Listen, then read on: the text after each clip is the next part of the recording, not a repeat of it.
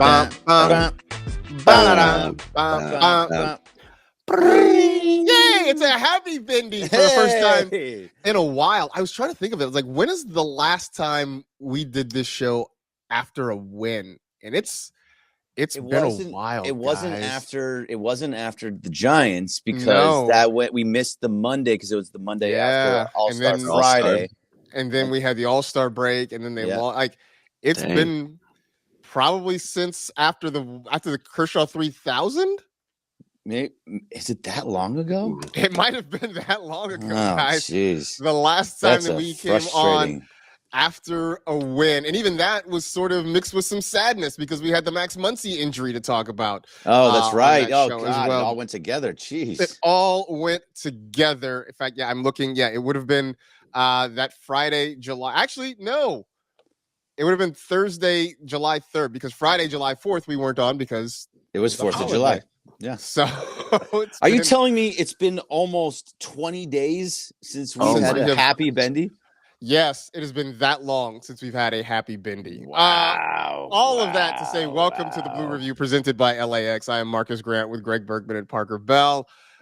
We did a happy Bendy because the Dodgers do get a win. Of course, it doesn't come without some drama. We'll get into that in just a little bit. But first, want to give a shout out to the folks at LAX. Transforming the travel experience, saving guests time. For more information, you can go to flylax.com/transforminglax. Guys, they did it. They won a ball game. It was close. It was about a 1 foot away. It took all of James Outman's arm reaching up and preventing Carlos Correa from hitting a game-tying 3-run homer, which would have at least sent it into extra innings. Who knows what would have happened if Kirby Yates had to keep throwing in the 9th inning. Oh, jeez. But they do win. 5-2, the final score. Shohei Ohtani gives up a home run on the first batter of the game, hits a 2-run home run as the second batter of the bottom of the first inning. Parker, you're probably used to this, having seen it with the Angels, but we got the complete Shohei experience, it felt like last night. We've been talking about it all season. When is he going to go out there, throw a few strikeouts, blah, blah, blah, and then hit a homer? And, he did a variation of that. I get the all-star. Byron's going to get you every now and then. It was funny. Anthony Jacks, sometimes you guys see him back here producing. He texted us, just the young guys back here saying, my buddy from Minnesota said Shohei's going to look good for the 3 innings, but Byron's going to get him. And then there you go. It happened. So shout out to whoever that Minnesota guy is who called it. But hey, this is what we're going to get, Greg. This is Shohei, and we can't wait till he ramps up to, 5 innings. We're getting closer and closer every day. Yeah, no, it's going to eventually get to the 5-6 innings, but that's not going to be till September-ish. So, it's amazing what he does. My very first thought was, I don't know, Marcus, I don't know if you know this whole bet that DeMarco and Travis have. My very first thought was, this might be the day that DeMarco Farr is completely wrong. Because he has this bet with Travis that Shohei cannot pitch in a game and hit for the cycle in the same game. Like, it's not possible. He's actually calling it impossible. And everyone's like, well, he got close. Like, he's done close things before.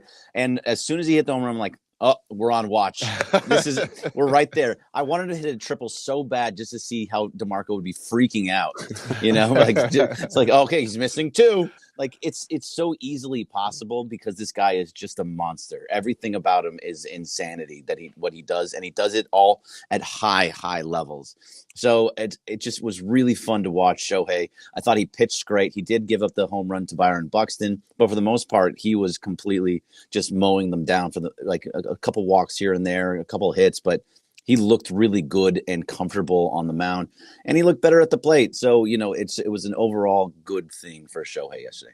Yeah, I was going to say, he obviously got through it. He gave up a little bit more hard contact than I think we're used to seeing from Shohei. That was something that was a little bit different. Obviously, the home run was a part of it, but he gave a couple of hits, did work with some traffic. But I think that's a thing that you want to see from him too, right? Because if you're pitching into September, into October, it's not always going to be clean innings. So you've got to be able to work through some traffic. He was able to do that, giving up just the 1 run. Thankfully, the Twins did not. They had plenty of chances to score. Sure did. Just did not take advantage of them. And credit some of that to Shohei. And then credit some of that to Dustin May. Because, we've been trying to figure out what his future is going to be, whether on this team, whether it's not on this team. But comes out of the bullpen, gives them 4 2/3 innings of pretty good baseball, leaves with a couple of guys on base. But overall, Parker, I thought what we saw out of Dustin May was pretty encouraging last night. I agree. I think we were getting close to that point. With honestly, a lot of people on this roster were getting close to that. As Clint said yesterday, maybe I'm getting close to that panic button. It may prove to us yesterday that hey, let's slow down a sec. We're still 58-41. The Dodgers are, and as long as they perform to what they can, their capabilities, then things will look good. And Greg, they did just that. I think Dustin, it's still that battle between him and Sheehan at this moment, and Sheehan got rocked last time. So we're just gonna keep seeing, I guess, a just seesaw. Who's gonna end up being that fifth, sixth guy? I mean, Kershaw at this point maybe is more reliable than both, but it's up in the air still. For these young guys, you talk about the Sheehan's, the Mays, Wroblewski's, Knack, things like that. It feels almost like having that opener of Shohei is a relaxing point for them, where they can just come and throw strikes. They don't have to start the game, because that's where it gets hit, where they get hit a lot of the times. It's always early on, those first couple innings. And for May especially, he would go 3 innings and just give up hit after hit after hit and give up like 4 or 5 runs. And then from innings 4 through 6, he was nails all the way through. So I think maybe there's just a little bit to something of these younger guys having Shohei in front of them pitch close to clean 3 innings, and then they're just a long reliever at that point.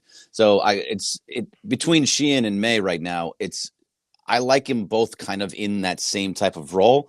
I think you have to give Sheehan another outing. He did get blown up the other night on Saturday, but I think like May should be the guy piggybacking right now. Especially he has one more outing that he can prove. So I don't know where it's going to go, Marcus. Like with that one more outing before the trade deadline, is it going to be a start in place of Sheehan, or is it going to be a piggyback on the next time Shohei pitches? It's going to be very interesting and telling what they do with there.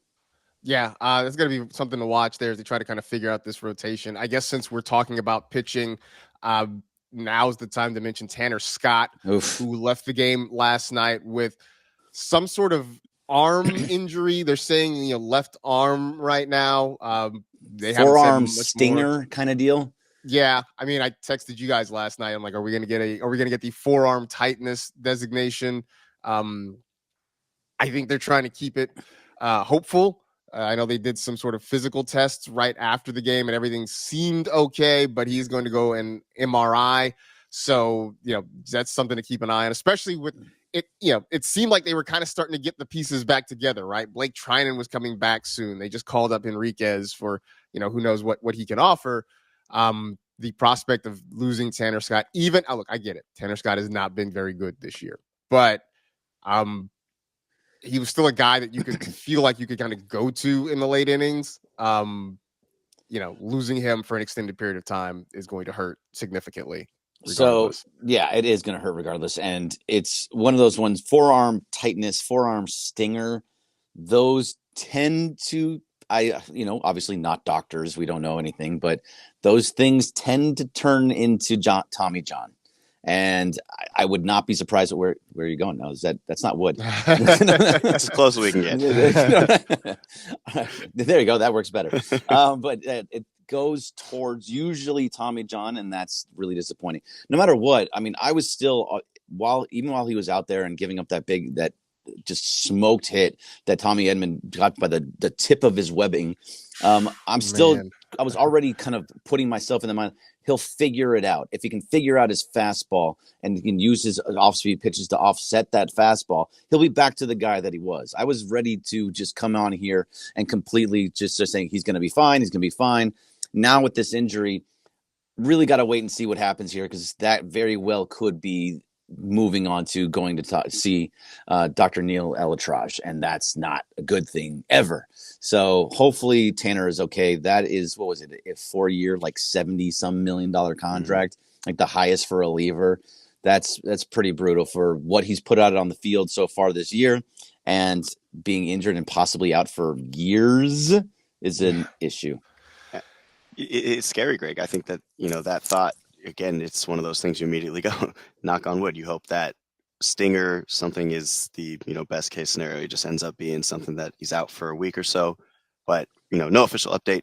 But again, it's been a really rough season, 7 blown saves for Scott, Marcus. And to think about, how much harder he's getting hit this year, if he does end up being okay and being healthy, is seeing a guy like Treinen, seeing somebody come in and immediately take that Scott spot, is that something that might kind of change his mentality? Like, oh shoot, I gotta really get my act together, because otherwise, moving forward throughout this contract, I'm just going to be a middle reliever guy. Yeah, I mean, I think that's something to consider, right? Because like in my thought this morning, I was, obviously this year has been a disappointment so far. Worst case scenario, if he does have to have Tommy John, and let's hope he does not, but then all of a sudden you are halfway through this contract and you've gotten nothing of any real value out of Tanner Scott here. And obviously this also sort of compounds the situation for the front office. They were already looking to make moves. Yep. We knew they were going to go out and try to add some arms, some bullpen arms. Now maybe they have to add another one. They got to try to figure out the outfield situation, which that's something we got to dive into too as well. And so I think what they find out from this MRI is really going to change the calculus of what Andrew Friedman and company have to do. I saw Bubba Holmberg saying Scott has been his villain. He's been more harmful than Conforto. I think that's a strong argument, because Conforto hasn't provided anything offensively, and he's killed rallies and missed opportunities. Right. Scott has kind of directly led to losses. Sure. With what he's done. I mean, it's one here, one there. You're not wrong, Bubba Holmberg. I just feel like Conforto has done so much throughout the season where he is. Wow, yeah, you're a dark cloud there, Parker. Did not mean to. I don't know how I did that. But either way, Conforto had led to runs not being scored, or hitting into double plays that stopped rallies that could have put you in position to have bigger leads, and then Tanner Scott wouldn't have even come into those situations and had the opportunity to blow the saves. Now Tanner would have to still not blow the save, so it goes both ways. But it's their half dozen one the other. I don't know what the saying is, but it's close is all I'm saying. But to your point, Marcus, this is very much a situation where you kind of get clarity for Andrew Friedman. You know what you need to go out and get. Have to go out and get somebody along the lines of Emmanuel Clase. You need a true closer to go into the situation, or just a really big bullpen arm. Who knows what's going to happen with Blake Treinen? Is he going to be the same guy he was last year, or towards the end of the year, or is he going to be a guy that when he was getting blown up consistently, because he goes up, down, up, down, up, down. If you look at his numbers, 1 year's good, the next year's bad, the next year's good, the next year's bad.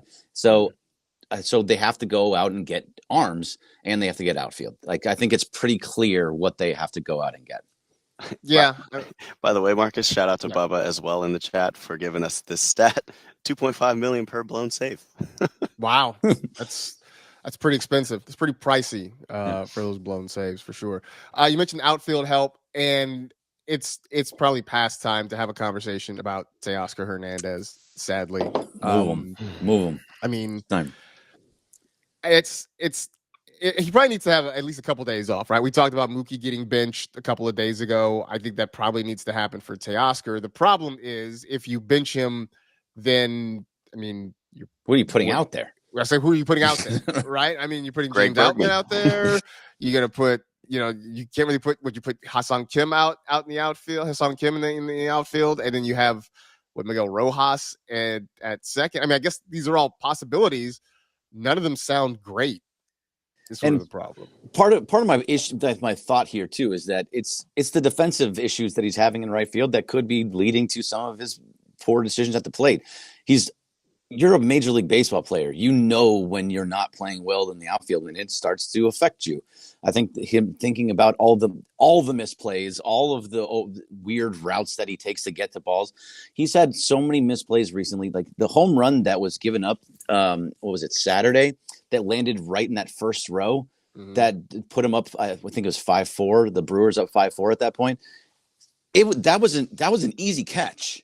If he just would have taken the correct route or had a little bit more extra speed, he should have been on the wall and put his glove up and caught that ball. Like he's having a mess of a time in right field. So I think if you just move him to left field right now and just put him over there and put Conforto in right and let's see how that goes, which sounds awful to me. But even if it's just Tommy Edman who has to play third, I don't even know how they do it. There's not anybody there. If you put Outman in center, which terrible at the plate, there's no good options. But Teo cannot play right field any longer. He can't. I think it affects him at the plate too. Well, yeah. I mean, I would say you can put Edman in center field and put Rojas over at third. I mean, that's kind of one solution, at least in the short term. The other part of this is, the update on Kike Hernandez is not good right now. The elbow is taking longer to get ready than they anticipated, so there's no real timeline on when Kike comes back. And look, that's not necessarily the savior, right? Considering he's hitting below 200 so far this year. It's all bad right now when it comes to this. And I see in the chat, guys, Jasmeet makes a good point. Did Teo rush back from that injury, that mid-May or early May? He had that adductor groin strain. Obviously, that's going to affect you out in the outfield. And then, Greg, exactly that. When you're playing like boo-boo in the outfield, now you're out here chasing with a higher strikeout rate. And I don't even know if he's batting 200 since he's come back from the injury. I'd have to double check that, but I think it's like 174. It feels like nobody's hitting 200. The only guy hitting 200 is Miguel Rojas, and maybe Shohei. Yeah, that's true. They as a team, I was listening in on my way over to wherever I was going yesterday, and it was literally the team since this month was batting like 204. Buckner line, whatever they called it. The Mendoza line? Bucher. Yeah. Somebody called it the Bucher line, and I was like, oh, I know it as the Mendoza, but... Yeah, the Mendoza line is, I think, pretty straightforward. Yeah. That's whatever it is, it's been bad, is what it's been. I mean, like, to the point and Will Smith. Thank you, Jasmine. Yeah. Oh, yeah, Will Smith's actually hitting, too. Yes. With the 2 home runs last night. Big, went a long way.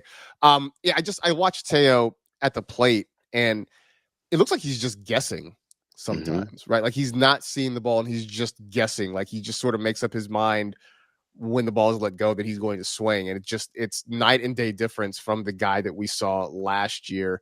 I do think, Greg, the short-term answers, at least the beginning answers, moving him over to left field and then, trying to, I guess, quote unquote, hide him there as much as possible and seeing what happens.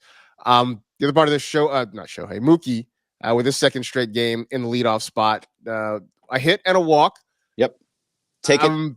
We'll take it, right? I mean, he was a table setter. He got the walk in the first inning. It led to the Shohei home run. He hit a double late, which, they couldn't drive him in. But maybe we're starting to see something with Mookie Betts in the leadoff spot again. I mean, I hope so. I know he had a couple hits the other day, too. Like, it's the double... I mean, it dropped, so it counts, and it was a double. It was off the end of the bat. It just, I mean, that didn't look like anything that you're not proud of. Like, oh, really? I got a hold of that one for that double. It was soft contact off the end of the bat that just happened to fall. So, but when you're in that type of struggle, you 100% take it, and maybe that's something that he can build off of and start getting better at. But he right now has an issue of he pops up pretty consistently. It feels like every at bat is popped up to either shortstop or second base. It doesn't go really far out of the infield, and it just pop up. He is having whether it's his swing is too long, he's uppercutting too much because he's trying to drive the ball, trying to get that launch angle to hit home runs. It's almost like one of these things that it's Chris Taylor-esque, and I hate even somewhat comparing Chris Taylor and Mookie Betts. But that uppercut swing, because you're trying to get out of it by hitting a home run, just hit doubles, just hit singles, just get the ball into play. And then good things start to happen. The power will come back. It's just once you feel good at the plate, everything else will start to come. But if you're searching for that home run to get you out of it, it's not going to happen. And it doesn't seem like it's going to happen for him right now. And it was talked about on the broadcast. He's been doing interesting new workout techniques as well to kind of get that swing back. He said, I think for the first time we've seen somebody doing like a medicine ball in between their elbows while they're practicing their swing to kind of get back into form. So he's trying absolutely everything he can to get that mental rebound.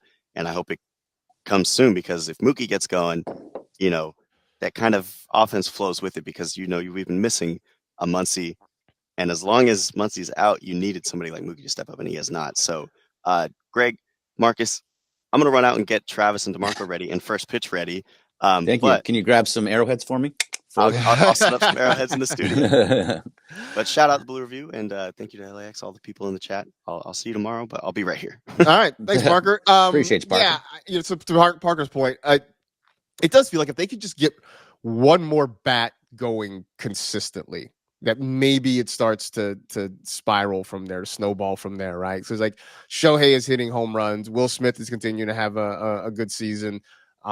Whether it's Mookie or Freddie, it was nice to see Pages make some solid contact, hit the home run last night. It's just like if they could just get one more of these bats going, then maybe you see this offense really start to generate some more runs or something. They just need something right now. Yeah, no, I'm totally with you. I think you're pretty right. It's the fact that Teo, especially, he kind of feels like he has to make up for the loss of Muncy, and all those other guys are Pages, and all those guys are trying to make up for the lack of the loss of Muncy, who was just on fire. So, those guys have to start hitting the ball well again to take pressure off of other guys, and then it's all of a sudden starts to just snowball. And like you're talking about, if Freddie and Mookie were hitting, if Shohei, Mookie, Freddie were all in kind of a slump at the exact same time. I know Shohei's always going to be fine. I always trust that Freddie's going to be fine, but they were all kind of slumping through the same point where like Shohei's down to like 270 something, and Freddie hasn't hit over 200 in a month. Yeah. So all of those guys are not hitting, but you had Muncy that was kind of like being an anchor for you. If anybody got on base, he was driving them in, hitting a home run, and then Pages was kind of feeding off of Muncy. Now they don't have that in the middle of the lineup, so Pages had to step up. He's starting to hit better. He's getting a couple more hits, hit that home run last night. Maybe that's something for him where he's going to start. If you start seeing all those other guys start to hit, it will take pressure off of everybody else, and hopefully then you kind of just start getting out. Everybody gets out of that slump around the same time, and you start hitting again. I mean, they started this weekend. They got runs against the Brewers. They did.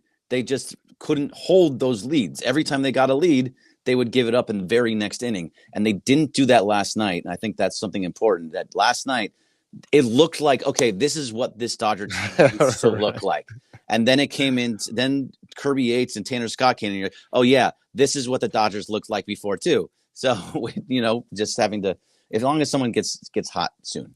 Soon, indeed. Tonight, a chance for them to back up wins. Yoshinobu Yamamoto is on the mound against Simeon Woods Richardson, who, just a quick look at his recent game logs, has been very good over his last several starts. In fact, over his last 4 starts, just a combined 2 earned runs allowed with 16 total strikeouts. So the Dodgers may have some work cut out for them against a young guy who seems to be going pretty good over those last couple of weeks. So we will see whether or not they can back up wins, win the series, which is something they have not done a lot of recently. So we'll check that out tonight, 7:10 first pitch from Dodger Stadium. We're back with you tomorrow to recap it. Hopefully another happy Bendy. In the meantime, yes, that'll do it for this edition of the Blue Review presented by LAX. Thanks to everybody in the chat. Thanks to LAX as well. Stick around. First pitch coming up with Greg and Travis and DeMarco here on the ESPN LA YouTube channel. For Parker Bell, for Greg Bergman, I'm Marcus Grant. Thanks for hanging out with us. Back with you tomorrow, 8:30, 8:55 here on the ESPN LA YouTube channel. See ya.